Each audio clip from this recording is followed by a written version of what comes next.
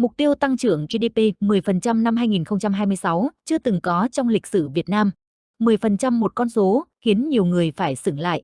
Bởi suốt hơn 40 năm hòa bình, Việt Nam chưa từng đặt ra một mục tiêu tăng trưởng kinh tế hai con số.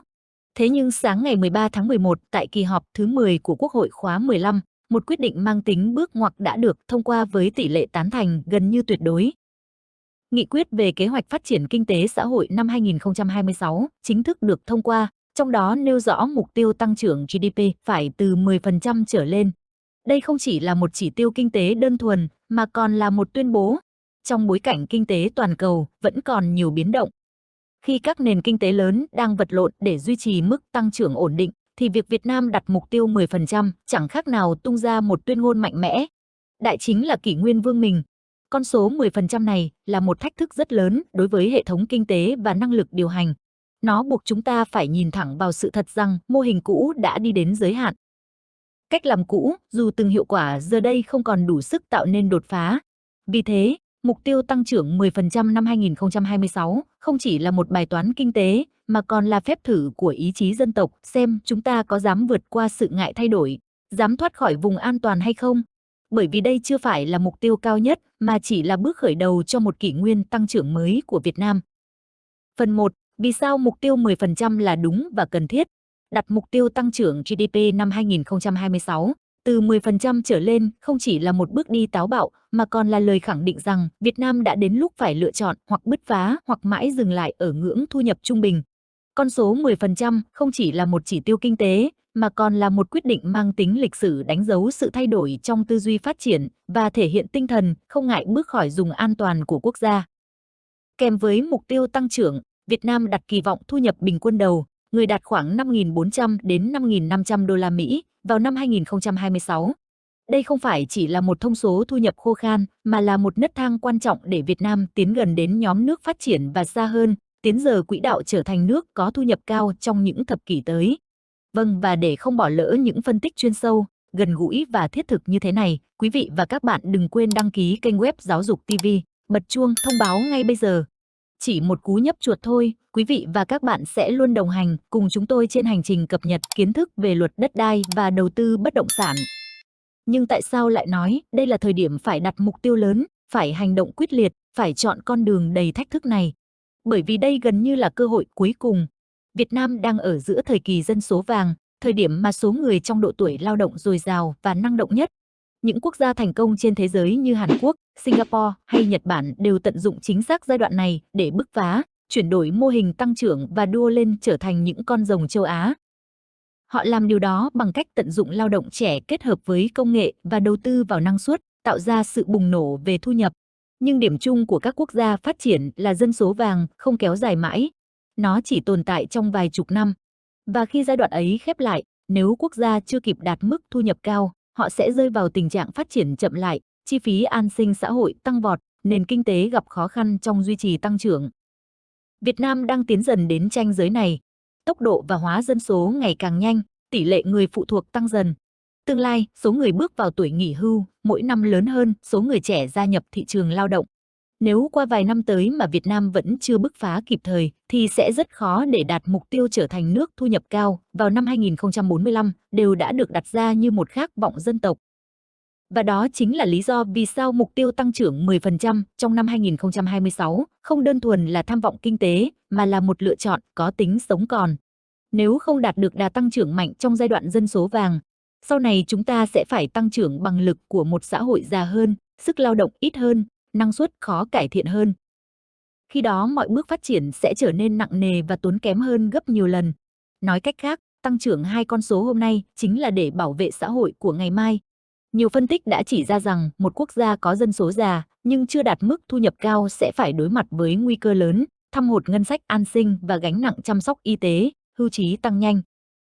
Đó là những gì Việt Nam sẽ trải qua nếu không chịu thay đổi. Nhật Bản và Hàn Quốc gia rất nhanh, nhưng họ đã trở thành quốc gia phát triển từ trước nên có đủ nguồn lực trang trải cho dân số già. Còn một quốc gia không kịp bứt phá thì sau đó gần như không thể vua lên được nữa, vì sức nặng của hệ thống sẽ níu chặt toàn bộ nền kinh tế. Việt Nam đang đứng trước ngã rẽ, nếu không tăng tốc ngay hôm nay, cơ hội sẽ khép lại rất nhanh. Chính vì vậy, Đặt mục tiêu 10% không phải là hành động liều lĩnh, mà là lựa chọn đúng đắn trong thời điểm duy nhất mà chúng ta còn có thể tạo ra bước nhảy vọt. Những năm tới, đây sẽ là thời điểm quyết định xem Việt Nam có vượt qua ngưỡng thu nhập hiện tại hay không, có tránh được bẫy thu nhập trung bình mà hàng chục quốc gia đang mắc kẹt và có đủ nguồn lực để nuôi dưỡng an sinh xã hội cho một xã hội đang già đi nhanh chóng. Trong thời bình, thử thách lớn nhất không phải là chiến thắng ai khác mà là chiến thắng chính mình.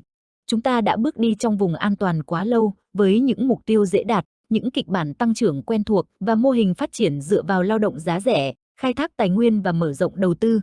Mô hình đó đã giúp Việt Nam đi một đoạn đường dài, nhưng nó đang cạn dần hiệu quả, và nếu không thay đổi mô hình, không đổi mới tư duy, không bước sang giai đoạn phát triển dựa trên năng suất và công nghệ, thì dù có cố gắng đến đâu, tốc độ tăng trưởng cũng sẽ chỉ ở mức trung bình.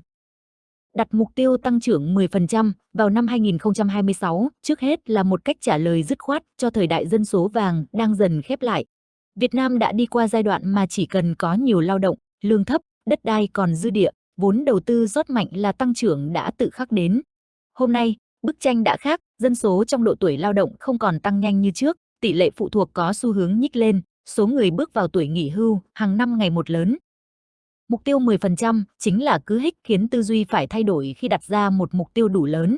Chúng ta buộc phải nhìn lại toàn bộ cách làm hiện tại, từ quản lý nhà nước đến cách doanh nghiệp vận hành, từ đào tạo nhân lực đến thu hút đầu tư, từ chuyển đổi số đến ứng dụng khoa học, công nghệ trong từng ngành sản xuất.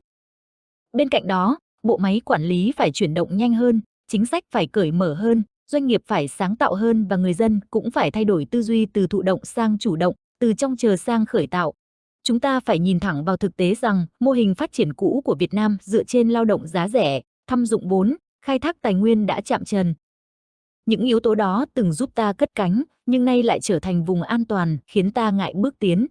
Năng suất lao động đang tăng chậm, chi phí sản xuất ngày càng cao, lợi thế nhân công rẻ thì không còn, tài nguyên thì cũng sớm muộn sẽ cạn kiệt. Rõ ràng chúng ta không thể bước vào tương lai bằng tư duy của quá khứ. Chính vì vậy, tăng trưởng hai con số không thể đến từ khí thế hay khẩu hiệu. Nó chỉ có thể đến từ một mô hình phát triển mới, nơi nền tảng không còn là khai thác mà là sáng tạo, không chỉ dựa vào nhà nước mà là sức mạnh của toàn xã hội, không chỉ là mở rộng quy mô mà là nâng cấp chất lượng phát triển.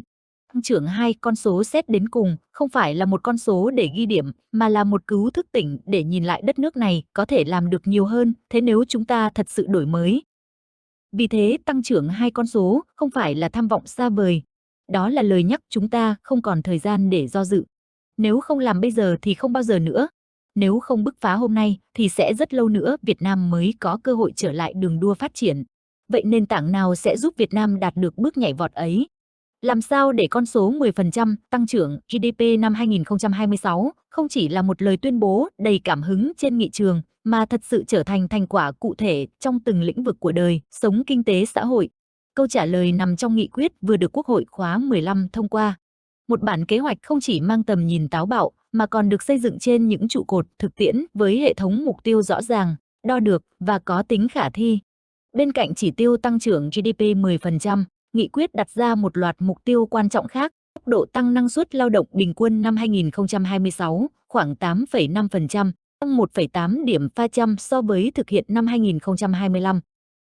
Chỉ số giá tiêu dùng bình quân được kiểm soát quanh mức 4,5%, vừa đủ để giữ ổn định kinh tế vĩ mô dẫn khuyến khích sản xuất và tỷ trọng công nghiệp chế biến chế tạo trong GDP phấn đấu đạt khoảng 25%, thể hiện quyết tâm chuyển dịch cơ cấu sang nền kinh tế dựa trên sản xuất, công nghệ và giá trị gia tăng cao. Những con số ấy không phải ngẫu nhiên, chúng là bản đồ hành động để Việt Nam bước vào giai đoạn phát triển mới, giai đoạn của tăng trưởng chất lượng cao, của cải cách thể chế sâu rộng và tái cấu trúc nền kinh tế toàn diện. Nếu bạn thấy video này hữu ích, hãy cho mình xin một like và nhấn chuông thông báo để không bỏ lỡ các video tiếp theo.